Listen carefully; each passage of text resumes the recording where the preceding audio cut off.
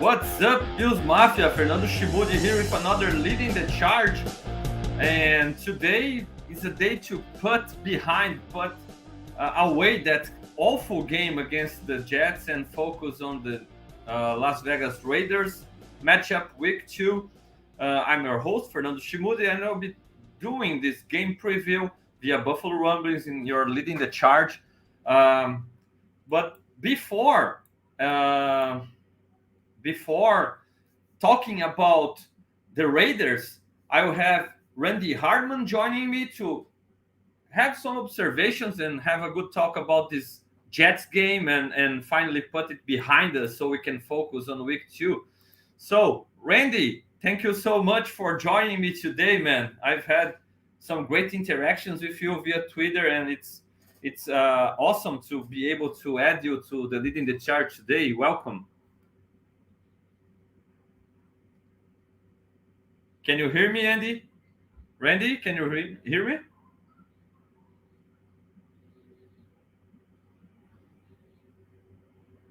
Can you hear me, Randy?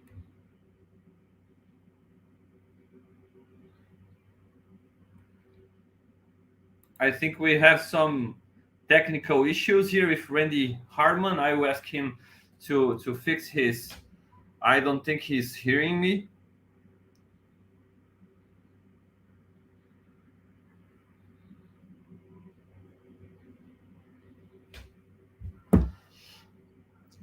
And we're gonna talk Bills. We're gonna talk Bills and Raiders. So I'm waiting on Randy to fix his connection so we can talk about Bills and Jets, Bills and Raiders. And feel free to interact via comment sections, Bills Mafia, so we can have a good interaction there. So talking about Bills and Jets, so we can put it behind us. Awful game, no other way around to talk about this, but I think it kind of showed us the Bills that we already knew, right? We knew that they were a really good team, but a flawed one that has fallen short in the last few seasons, and so they have their flaws. They aren't perfect. They're far from perfect. And even our quarterback, who I have really talked up all the time and have compared to Mahomes and have said that he's even better than Mahomes. I think we all can agree he has his shortcomings sometimes, especially about refusing to take what's given him.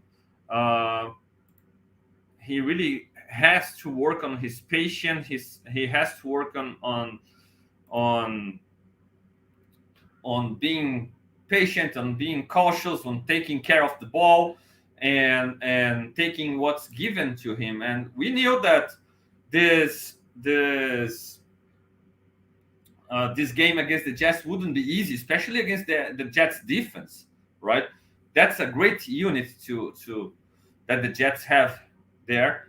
I believe Randy has fixed it. Let me see if I can add him back to the show. Andy, can you hear me? Yeah, I can hear you. Can you hear me?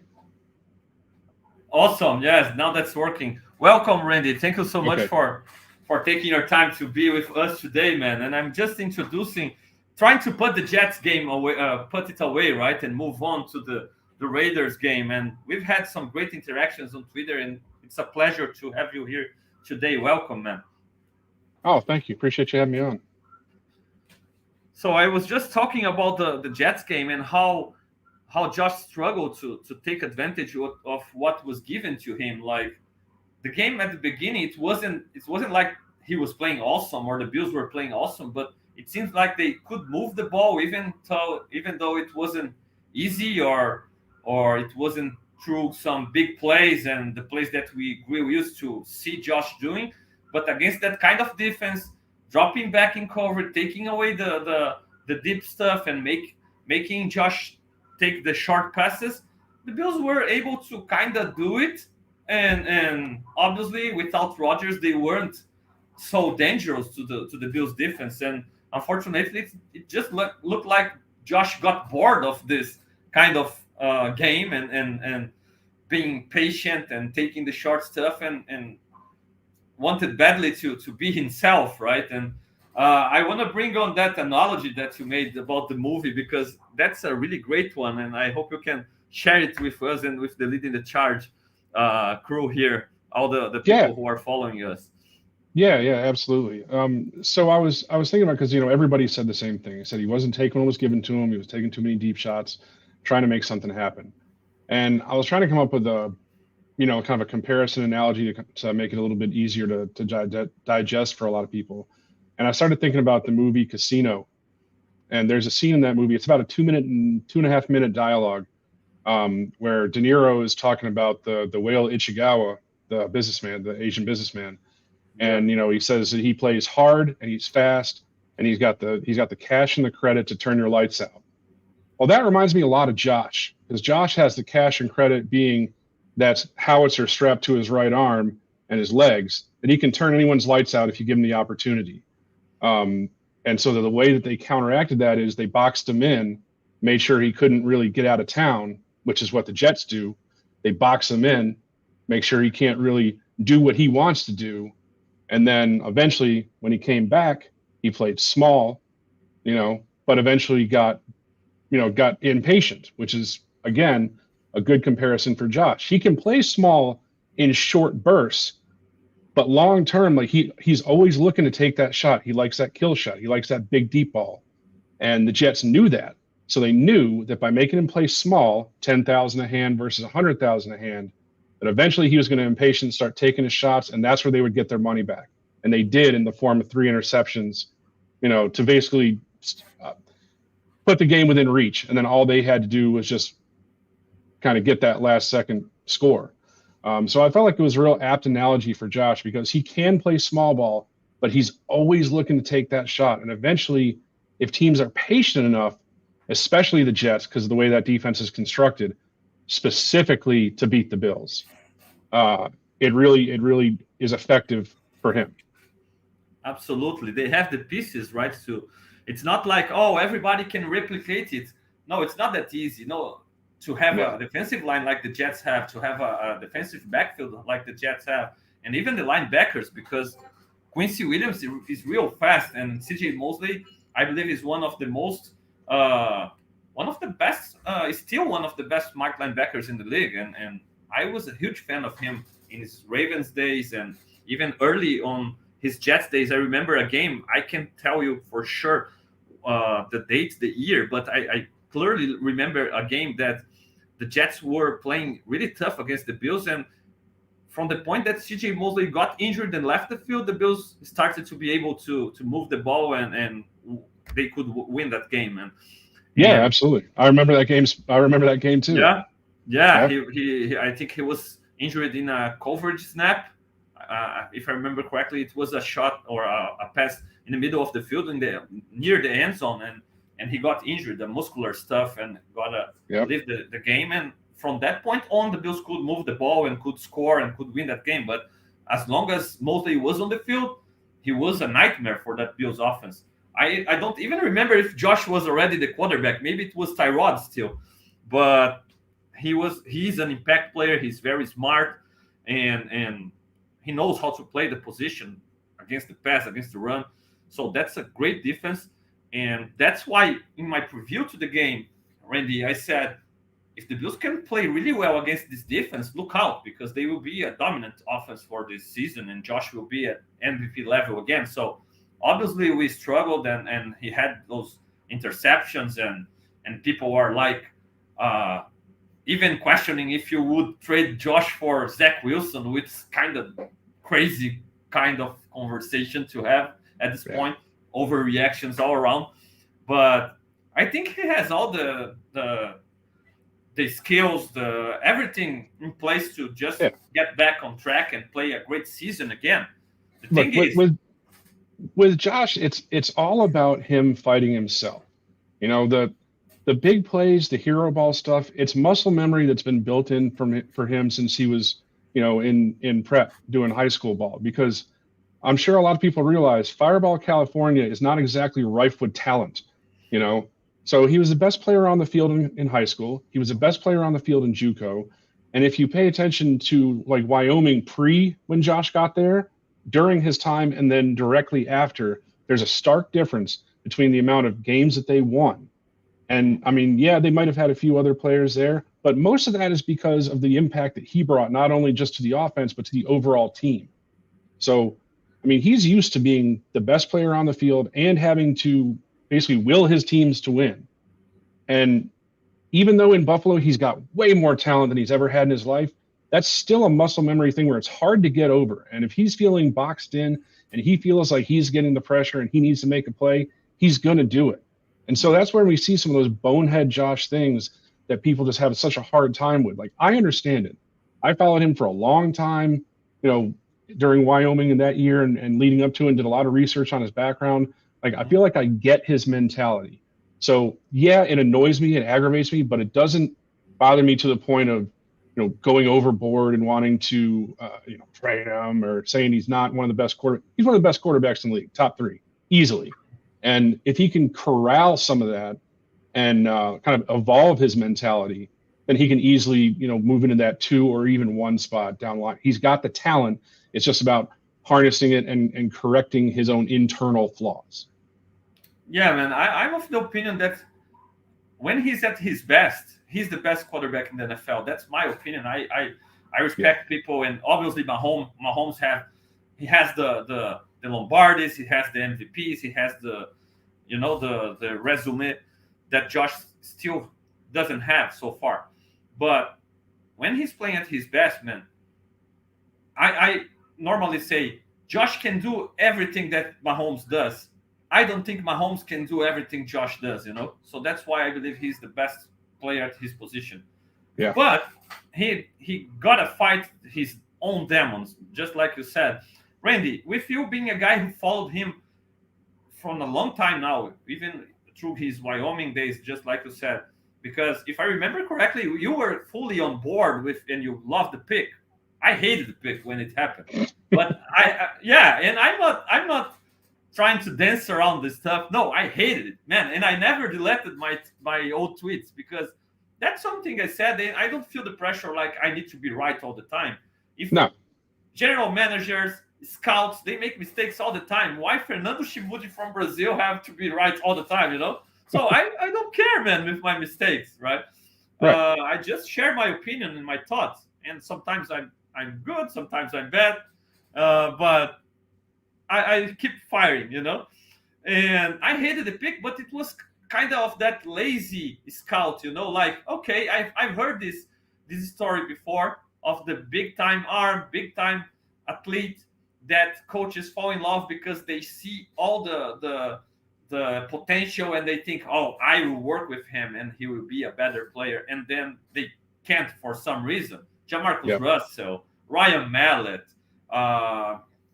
Paxton Lynch, JP Losman. Yep. So we have a lot of those, you know, we had a lot of those in the NFL. But people who followed him closely could see that thing that Ray Lewis says, you can't measure heart, you know, could see the heart from Josh. That's something that I didn't have in my evaluation of him as a prospect. And another big part of it was how underdeveloped he was from, you know, from prep on forward. I mean, and a lot of that was due to his own choices. So, you know, Josh growing up, his family was not, they weren't rich by any means, but they had enough means to where if he had wanted to, if he had pressed the issue, he could have gone to a bigger high school. He could have gone to the 7-on-7 camps. He could have gone to the Elite 11 qualifiers and all that. Like, he could have done all that if he wanted to. If he wanted to strain his family and have them driving him around and all other stuff, he could have done those things and been in the Darnold and the Rosen and the Mayfield and the Lamar Jackson. He could have been in those camps. He didn't. He chose to be a 3-sport athlete. He chose to help his family on the farm. And those things put him behind developmentally. So when he got to the pros, like a lot of the things people said, they're like, why did he end up at Wyoming? Why was he in JUCO? Because he went to Fireball High instead of going, you know, to high school closer to Fresno and getting more exposure. So those were choices that he made. But ultimately his talent shone through enough to where he was able to make it to that big stage. why did he have scouts going all the way out to Wyoming? Why were people flocking out there? Because they saw this raw, untapped potential. And so, especially at the college level, like numbers can be so deceiving. They can be the biggest liar out there because not all things are created equal at the college level. And the sooner people realize that, the better off they are. And I saw that early with Josh. And so I was a lot more forgiving as far as evaluating like the numbers and the play and like watching it versus some of the other guys, like with Mayfield and Darnold. Like I knew that those guys were Elite 11 guys that had gone through all the quarterback training from an early on. So a lot of their game was more finished than Josh. So there was less room for growth. Same thing, Rosen, same way. You know, a guy that essentially peaked like his first year in college and really in high school. And there wasn't a whole lot more after that. And so when people were infatuated with him, I was like, man, you're looking at the wrong things. I don't know what to tell you. So that's kind of my stance with Josh and how I got in on him early. And that was draft day, man. I was probably one of the very few people that jumped off their couch in excitement and not, in anger. Absolutely, man. And the question that I really have for you, Randy, being able to follow Josh for such a long time, is for you, that for people like you that really believed in him before the draft, could you already see this kind of internal fight against himself, just looking for big plays, not protecting himself? Could you see that as a potential reason to be a little bit afraid of him as a prospect in the next level? Was this the kind of, for example, even for people who believed in him to become a superstar just like he did you already had in mind this kind of, okay, that's something that can hurt him in the next level, that's something that he gotta change? Or do you believe that, you just gotta live with both the good and the bad, and that's who he is? And how do you see the situation, man? Yeah, I mean, when he was coming out, my thought on it was that let him catch up as far as how far back he is. So like, and Joe Marino did a good job of kind of tracking, like he was behind so many snaps, right? So once he caught up to that, you could see where he moved past the guys in his class. So like Mayfield went 1, Darnold went 3, Josh went 7, right? And for the first probably year and a half of their NFL careers, they were around the same area. Mayfield, I think, started off a little bit better. But then after that is when Josh really caught up, right? And it's been, to the moon since then versus those other 3 guys. Lamar was my second favorite guy in that class, and he went exactly the way that I thought he would. He went exactly the way I thought he would. I said, put him on a team that's going to utilize his skill set to the best of his ability to start with, and then develop those refined passing skills further down the road, and he's going to be, an all-pro quarterback. And that's exactly where he is. Like, he's a Pro Bowl, all-pro level quarterback, and I think it's just going to take him having, the next evolution as far as his, other passing issues. But aside from him, with Josh, it really was a matter of let him get caught up, put talent around him to where he can trust what he sees and trust his receivers to make plays to where he doesn't feel he has to do it all himself, put it all on his shoulders. He's got big shoulders, but they ain't that big. He's got to learn to trust people around him. And I think what you're seeing now is that he still has that feeling of, I got to do it all myself. It's not a hindrance for me because the good far outweighs the bad. But at some point, like in the future, down the line, at the end of the season, in the playoffs, like there's got to be a way to break through that. And it's all on him. It's all going to be on him. If he can force himself to calm down and say, I've got enough around me, I'm going to let my playmakers make plays. It doesn't have to be on me. Absolutely, man. And about your analogy that you shared earlier on, I just wish you can really make it go and make it Kyle Brandt hurry and pass the recommend the casino movie to Josh so he can see it and maybe think, oh, it makes sense, it's something. Because I mean, when he says he didn't think about winning 10,000, he thought about winning 10,000 meant he was losing 90,000. Yeah, because he normally plays 100,000 a hand. And in so many ways, right? Yeah, That's Josh. You know, absolutely. he could hit the underneath stuff and he might even see it. Like he'll see it, post game when he's watching film and all that. Like they're going to point it out to him and be like, obviously, you got a guy right there. Why'd Josh, you you go? had the Why'd you go first deep? down. You had the Yeah. first down. Look, just run. Yeah. No, I All you will got be to do missing the is touchdown, right? right. All you got to do is run a couple yards. We would have had a first down. He's not thinking about Yeah, moving the chains. He's thinking yeah, about kill shot, touchdown, score. yeah, absolutely, man. Sometimes you just got to get a first down. Absolutely. So if somewhere Kyle Brandt can see this, please take this analogy to Josh, please, Kyle. Yeah. Help Bills Mafia, man, please. And other than Josh, Randy, I told this in my leading the charge in the post game in Portuguese last Sunday.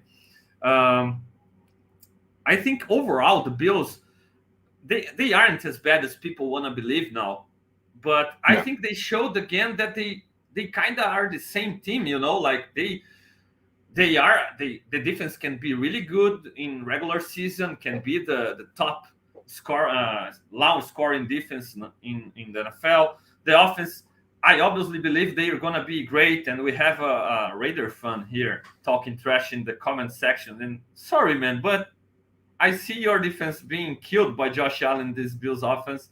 All right, if he has his head straight, and the Bills probably are going to put up a lot of points on this Raiders defense with all respect.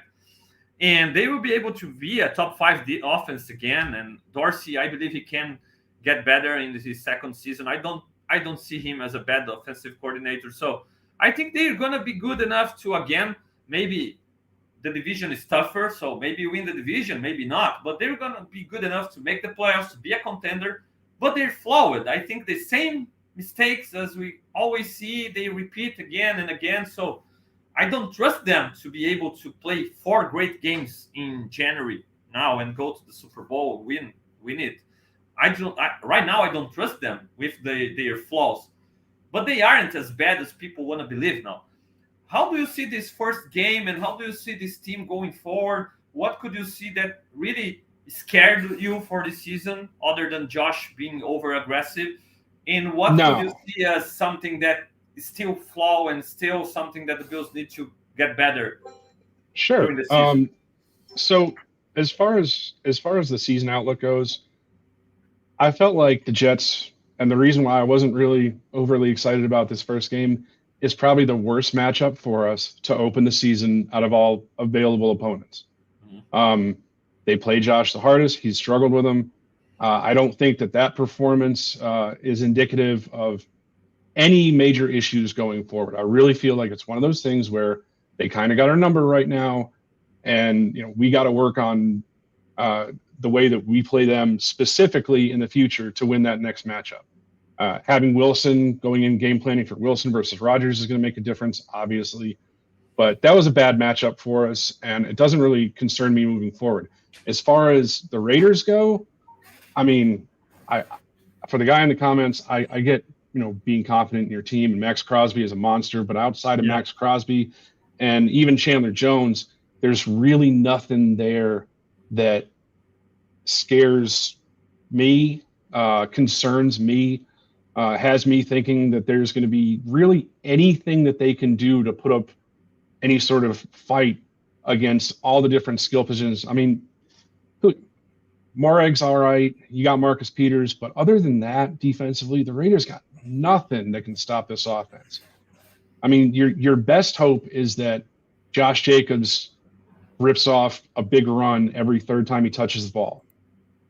Other than that, roll covers to Devontae Adams and dare him to beat you with Michael Mayer.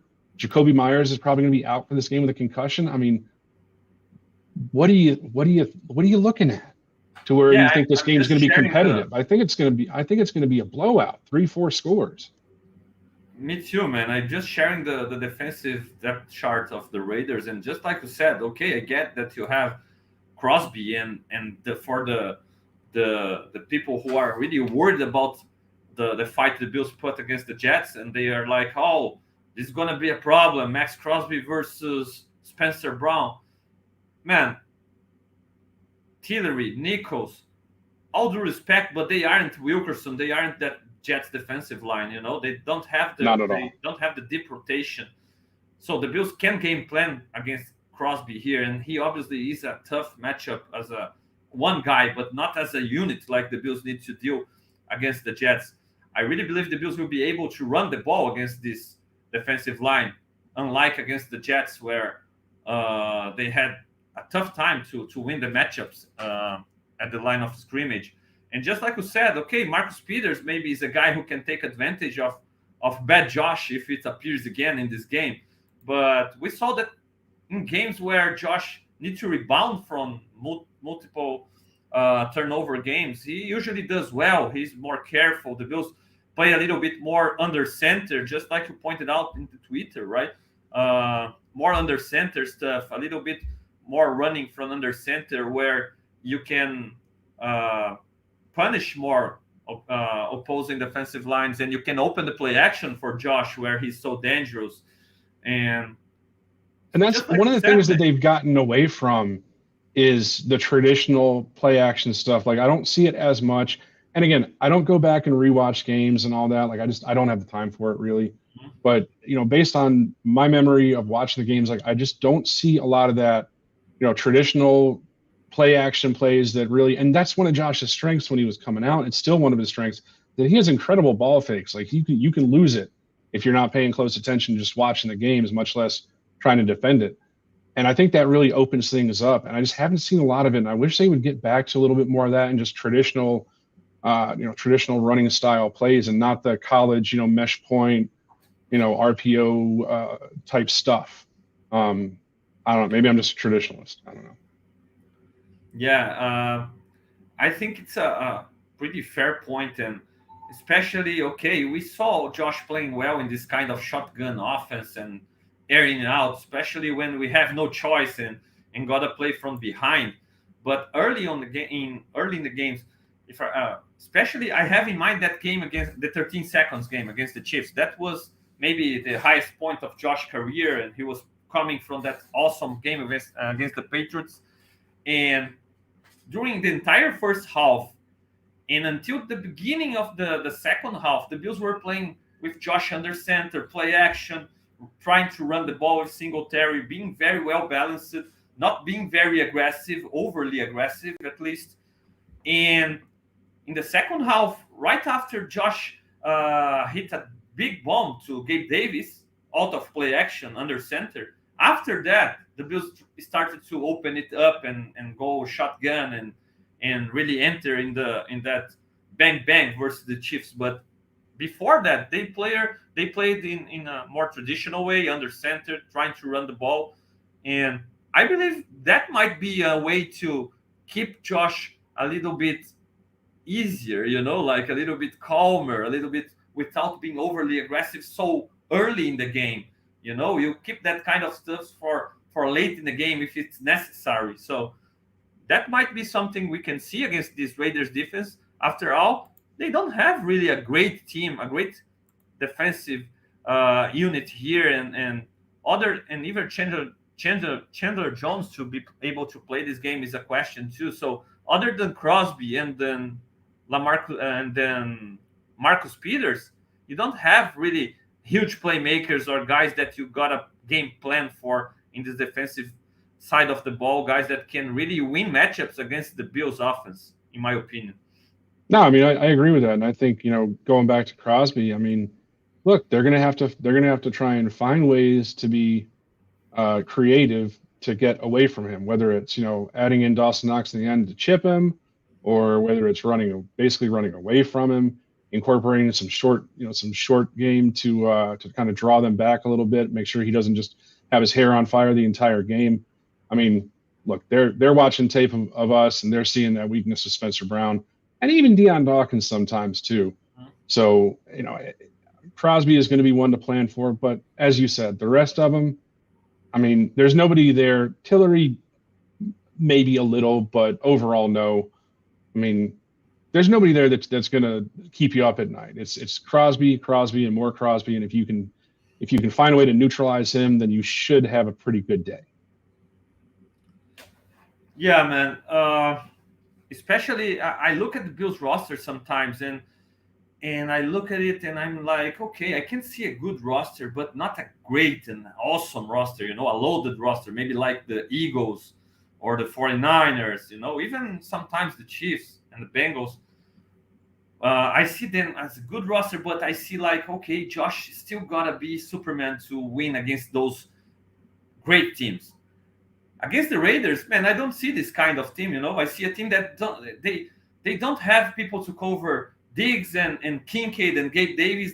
The same can't be said against some of those tougher competition. Usually the Bills struggle when they take away Diggs and they make somebody else beat them. The great defenses, the good defenses, the Jets, for example, maybe.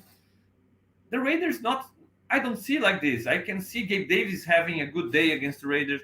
I can see it's a great opportunity to try to get Kincaid going and make him confident and to make to Yep. try to jumpstart him to become this number two option, right? Or this escape valve Yeah, to Josh in the middle of the field. I think that's a great opportunity against this Raider defense.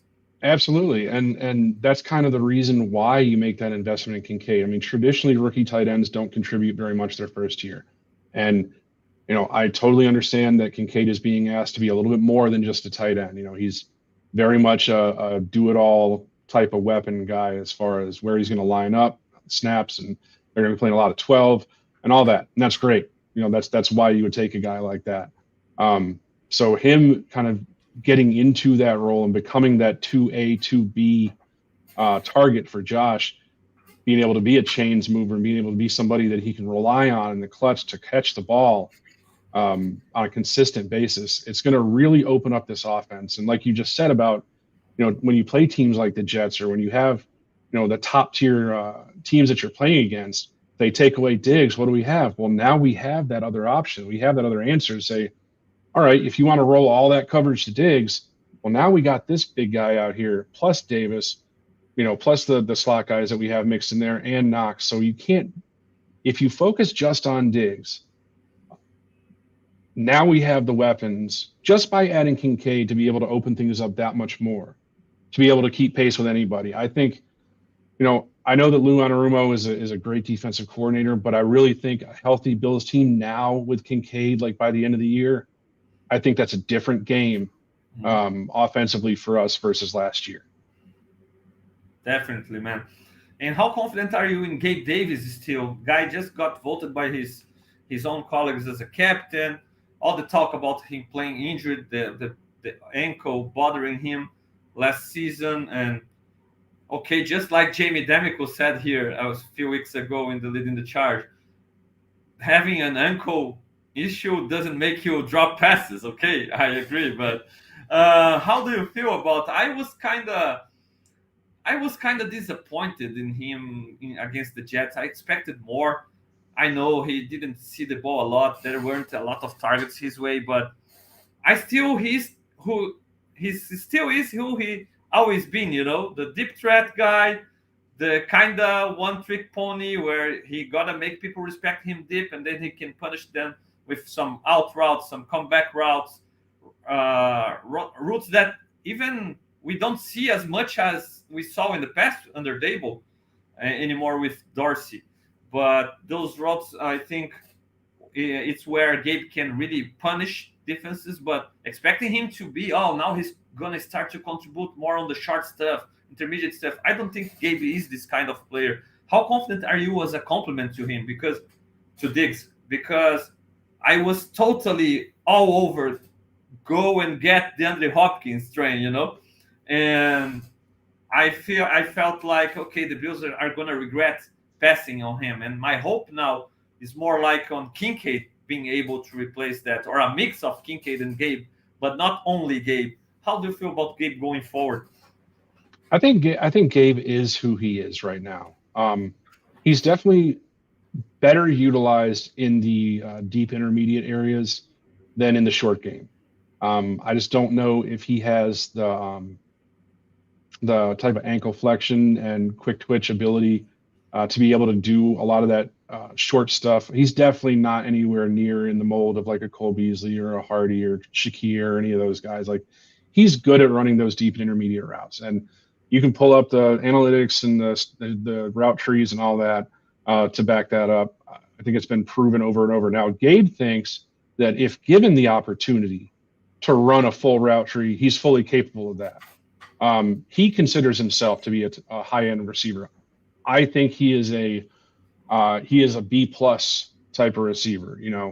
I don't know if he was ever given the opportunity to be a one. I kind of reminds me of like when Peerless Price went to the Falcons after he Mhm, left Buffalo, where he mhm. was paid like a one, but he never really got there. And I think Gabe is along those same lines. Like he's a great guy, he's a good receiver, he's voted a captain for a reason, but I just don't know if he has all the skills necessary to be the guy that carries the wide receiver core on his back. As a complement to Diggs, I think he's a very good complement in that intermediate and deep area. And I think with the addition of Kincaid and then the further evolution of Knox, you have a really good group there. Then you add in the slot guys, the Shakirs and the Hardys and those type. I think it's a nice group. I don't think it's like elite right now. I Mhm. wouldn't put it with Chase and Higgins. But overall, I think that they can create problems for any team across the league under the right circumstances. Awesome. Let me know one thing that I've been realizing or watching during the preseason and now week one, and I've been kind of meh. Like Deontay Hardy, man, he was supposed to be electric. He was supposed to be a quick, twitchy guy, an upgrade to Mackenzie, a guy who would make people miss, and I haven't seen it so far. I don't know, man. Is it my eyes? Is it me becoming old and not watching it really good anymore? But because, man, I really expected more from Hardy. It's still early. Maybe he can get going during the season. I hope it happens. But I haven't seen that game-changing ability out of as a returner, and especially like people were all over Dorsey, killing him. Oh, fire Dorsey. Dorsey had some new wrinkles to the offense and tried to get the ball on Hardy's hand early on against the Jets, but I just couldn't see him taking full advantage of that. How do you see Hardy so far? How confident are you on him becoming a threat in his role? I think it's one game, first of all. It's very early. And also I go back to the way that the Jets play us, right? It's not just a problem for Josh, but it's also for our receivers. If they're cutting off everything over top, that also means that they're sitting on all the. So that's why they're willing to give you the underneath stuff. Say, we're going to make you beat us by the Brady method of death by 1,000 paper cuts, right? Hmm? So if they're playing that way automatically, anything that comes underneath, they're going to be on top of. And we saw it. Like Hardy would get it, wouldn't get far, tackled. Same thing with Diggs, same thing. Anybody else? It wasn't a whole lot of run after catch. And so Hardy's biggest, advantage is the quickness and the quick twitch and everything. And that lends itself to being open in space. The Jets weren't giving him space, right? Hmm? Against other teams where he's able to catch it in space and make a move and get to the second level, I think he can make some really electric plays. I don't think he's a full load type of guy. Obviously, he's a contributor type. Um, but I think it's way too early to make a definitive judgment on that yet. If we get to week 8, week 9, week 10, and we're still seeing the same limited impact, yeah, you can question it. But right now, it's way too early. Fair enough. Fair enough. Yeah, I just haven't seen really a real upgrade over Mackenzie. At least we can agree that it has been an upgrade in the sense of taking care of the ball, not fumbling, not botching some of those punts. So at least in this department, he's being more dependable, right? I mean, I hope it McKenzie can. got like 5 years from us, didn't he? I mean, he Yeah, got a absolutely, lot of leeway for a limited absolutely. impact. I think if Hardy's around for 5 years, we would see a lot more impact than what we got from McKenzie. Absolutely. To close out the offense, so we can talk a little bit defense and Raiders offense. Marcel is the dad of the Os Irmãos Sapequinhas. That's the Portuguese for the I don't know the saucy little brother, something like that. Okay, so Marcel is the dad of these guys, and Marcel is asking us about Spencer Brown if he will be playing, starting. That's what he means here. Uh, I believe so, Marcel. They won't bench Spencer Brown right now. It's early, and he wasn't he he wasn't good, but you know, for somebody that they never tried to replace or to get real competition during all of season, it's not a one bad week that they're gonna bench the guy and go another route. So, how worried are you about Spencer Brown, Randy? Because a few years ago, I felt, I believe again, in the season that ended in the 13 seconds. My gosh, it always comes back to my mind. I gotta move on, man. But if I remember correctly, that year I used to tell people here in my leading the charge in Portuguese. I used to tell them, look, this team is really good, but we have a huge hole in this offense. That's John Feliciano.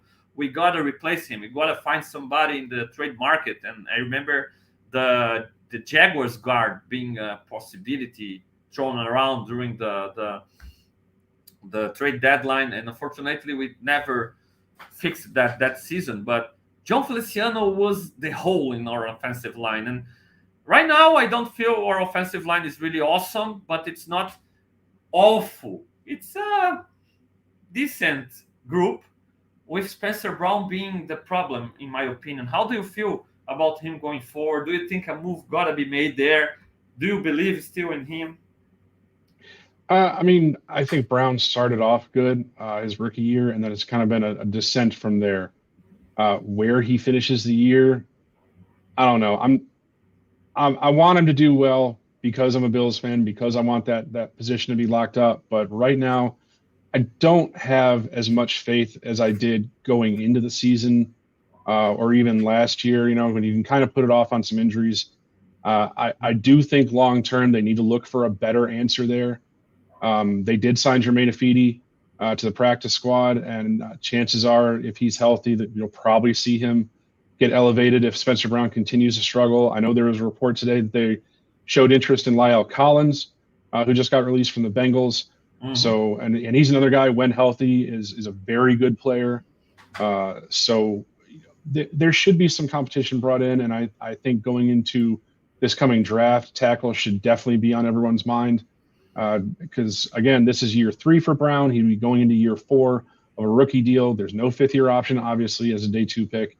So it's one where you need to start thinking about futures there. And if Spencer Brown isn't the guy that you want to extend and bring back, then you got to start looking for other options.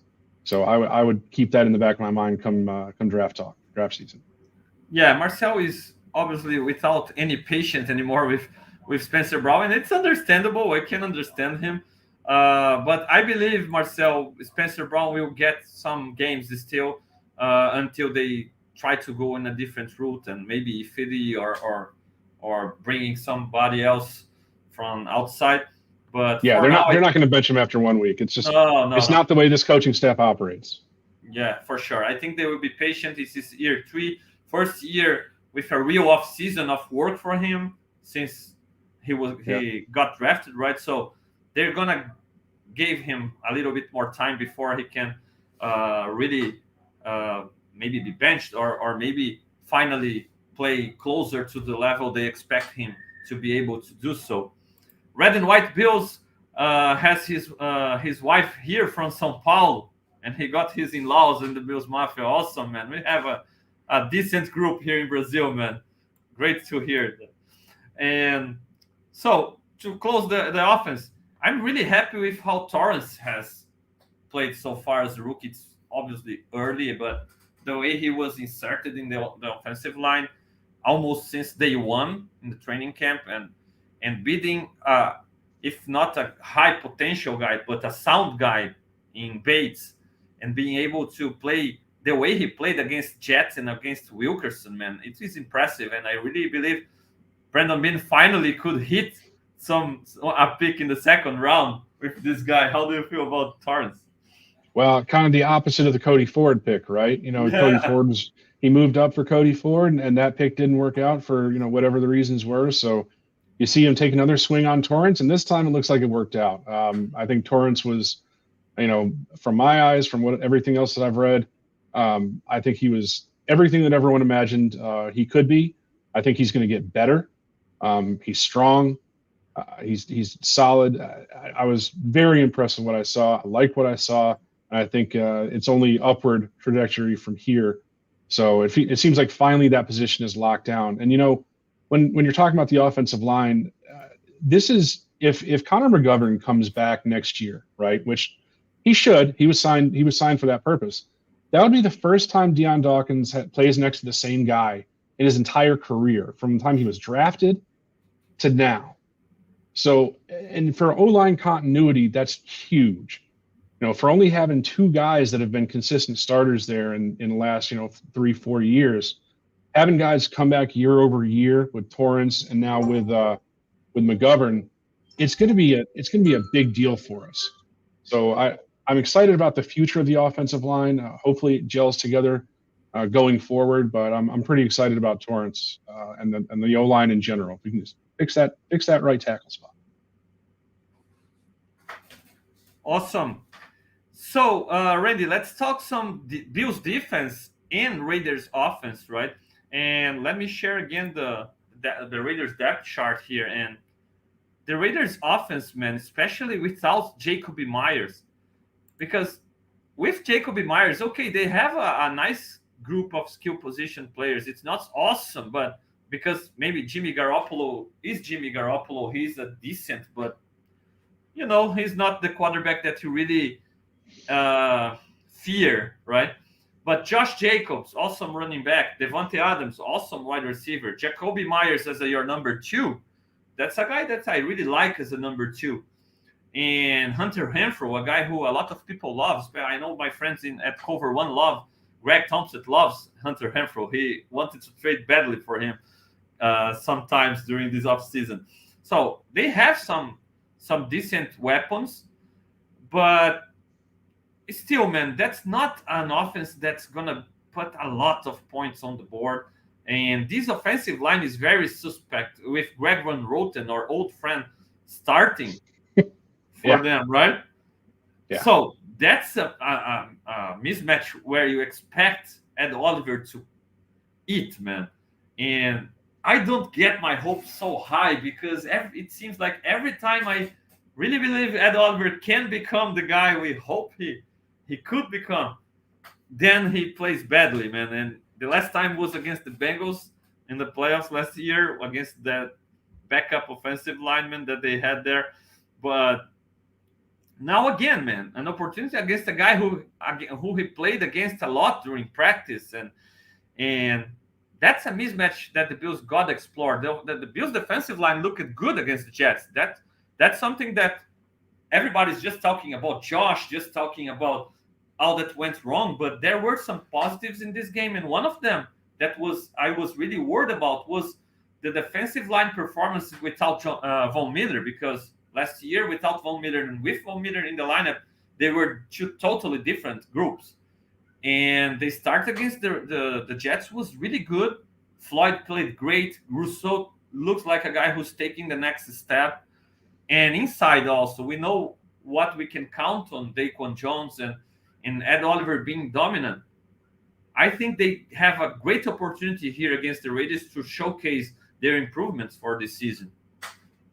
Yeah, absolutely. I mean, you got to be happy with the defensive line in the first game against the Jets. Leonard Floyd, worth every penny of that late deal that they signed him to. That was a great move by Bean. For all the things you could criticize Brandon Bean for, getting some of these free agents late in the free agent period is genius. And Leonard Floyd being top amongst them this year, he was worth every penny that first game, and I'm really looking forward to watching him and Rousseau, and then eventually when Von Miller comes back, watching those guys just continue to wreak havoc off the edge and play with their hair on fire.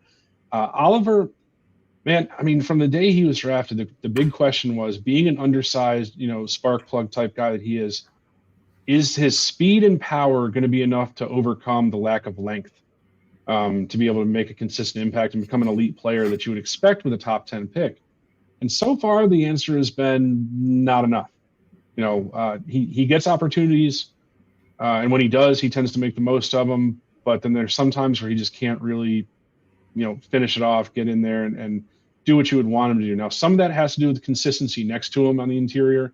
And now with a healthy Jordan Phillips and with Daquan Jones and Tim Settle, hopefully he gets that consistency to where you can rely on him a little bit more. But the growth of Greg Rousseau, this year so far, and then adding Leonard Floyd is just it seems like a night and day difference based as opposed to last year. So and then you have AJ Epinesa and Shaq Lawson even getting in on the action on Monday. Very exciting stuff for us as Bills fans and for the Bills as a whole. I think from linebacker position, I mean, what can you say enough about Matt Milano? Just being a hell of a player there. I didn't get a chance to focus on Terrell Bernard a lot, but I from what I hear, he did pretty well in his first start. I know they got Christian Kirksey waiting in the wings, and a lot of people want to plug him in automatically. But I'd say if it wasn't a complete fire the first game, I would not move off of Bernard yet. If I were this coaching staff, and I don't think they will, I think he was their plan. The fact that he missed the entire preseason and walked in as the day one starter, I think means a lot more than some people realize. I was never a big fan of his from the day he was drafted. I didn't really get the pick. But like obviously one the of coaching our arguments on Twitter. yeah. Obviously the coaching staff likes him, and look, if it's good for the Bills, it's fine by me. So that's where I stand on it. I'm totally willing to disregard the fact that I didn't like a pick as long as it works out great for the Bills. And how did you feel about Dorian? Because it was kind of doubling down, but maybe you like the prospect better. No, Bernard. No, no. I hated the idea of drafting another undersized will linebacker in the third round. I thought, for lack of a better term, I thought it was dumb. I thought it was unnecessary, and I was a big Jack Campbell guy coming out, so I was really disappointed that he didn't slip further to where we could have gotten him in the second. Obviously, I love the fact that we got Torrance as a backup, as a backup plan for that. So I'm not going to say I want to give away Torrance by any means, but I just didn't really get the Dorian Williams thing. I know some people were high on him, but especially since we just took Bernard the year before, I was like, man, what are we doing? We're backing up, the same position over again. And I mean, unless the idea is to for whatever reason, move off Matt Milano, which I just can't understand, would ever be the idea, then you're basically just taking a backup and a special teamer with a premium pick. And I consider anything day one and day two to be premium picks. And I hate the idea of wasting premium picks on guys that don't play, valuable minutes, valuable positions, valuable starts. And so, I hated it. fair enough. Again, if he becomes a great player, then fantastic. Yeah. But not a big fan of it right now. Yeah, man, and I just feel like, especially when Bean himself said it in the podcast with, I forgot his name, the Long guy, Chris Long, maybe. Yeah, Chris Long, former pass rusher, right? And when Bean himself said about maybe Edmonds was a little bit too big and a mismatch, and then I think that kind of confirmed to me that they wanted like a double Milano pair at linebacker, even if it's gonna bring difficulties due to size and because Dorian and Bernard they are, just like you said, they are perfect for Milano's role, not for Edmonds' role, but when Bean said something like that, I was like, okay, that's been the plan, and maybe that's why they double down with Dorian Williams as a plan B, maybe next year on, if Bernard doesn't pan out. But I liked what I saw from him. And again, if he plays badly, I will be the first one to tell you, I think he sucked, But no, I liked how poised he was. Like, he's in a role of leadership and communicating all the time. And I could see a lot of this from his game. In this game, about Bernard communicating, about him being in good position. If you look at the cover run, break it down perfectly. In Rodgers' play where he got injured, Rodgers was forced to hold that ball mainly because of Bernard, because Bernard took away the tight end, passed him out to the safeties, and then took out the other crossing route. And then Rodgers didn't have where to go anymore, and that was the time to Floyd arrived. So I think he's a good fit especially in coverage. Obviously, against the run, we got to be careful because we are a small defense now. You already said Oliver is undersized. That can't be uh, it's obviously true. And then we have Milano and Bernard, and they try to upgrade a little bit the size of the defense, taking away sometimes Tyrone Johnson and using Taylor Rapp as the nickel or the weak side linebacker in the base defense. The defense is small, man, and it's not like we have a lot of speed in the secondary, right? Or Yeah. secondary isn't the so. I'm a little bit afraid of this combination of small front seven and slow defensive backfield. It's not a great combination. It's not something that we used to hear about when we think about a smaller defense. But to answer John here asking, do you think they will even call Christian Kirksey up after he learns the playbook? I think Kirksey is the plan B for this season. Uh, I think that's where they feel safe now about having Kirksey as the plan B. They aren't comfortable enough having Dorian starting this year. It's been pretty clear. They don't plan on having Dorian ready to play middle linebacker this season. They think Dorian needs at least 1 year to learn it, just like Bernard had, right? And Dorian might be a factor in this competition next season.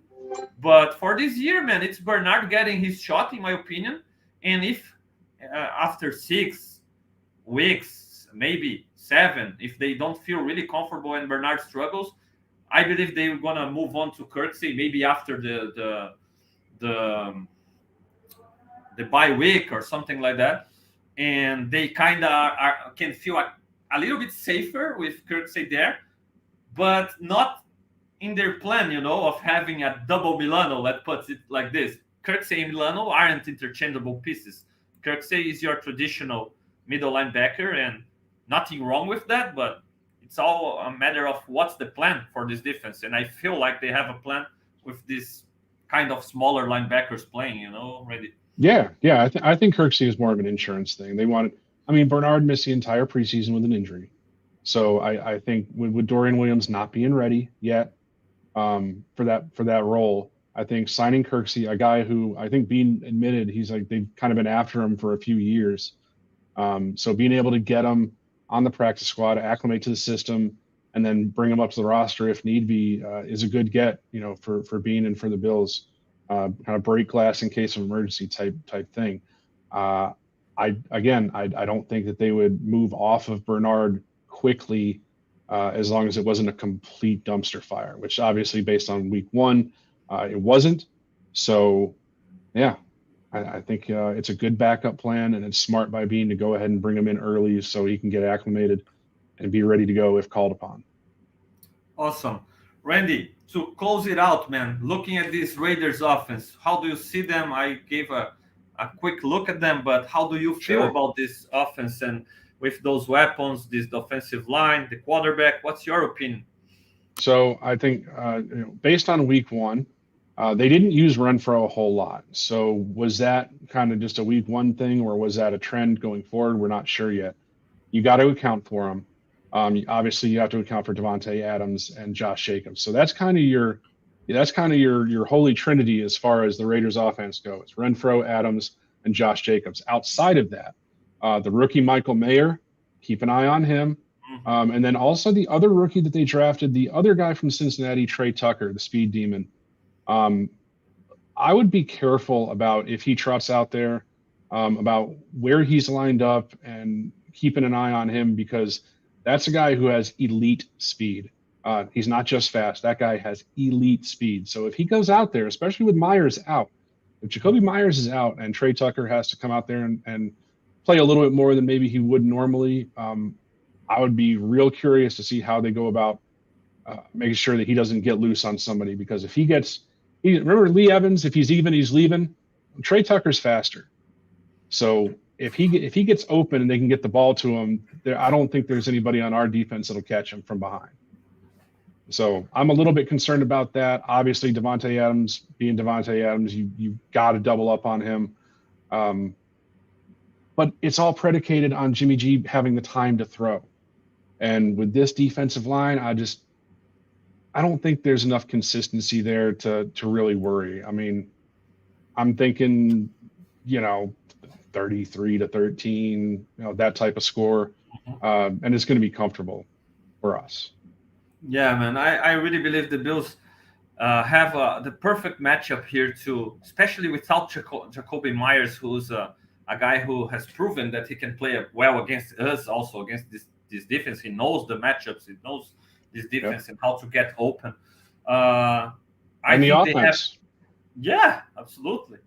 Yeah. And I think the Bills have a real nice opportunity to get back on track this in this home opener, and to show that they aren't as bad as they were in week one, and they No. are still the top contenders from the AFC East, in my opinion, and obviously a challenge with the Dolphins and even the Jets is still with this defense. We saw them being in.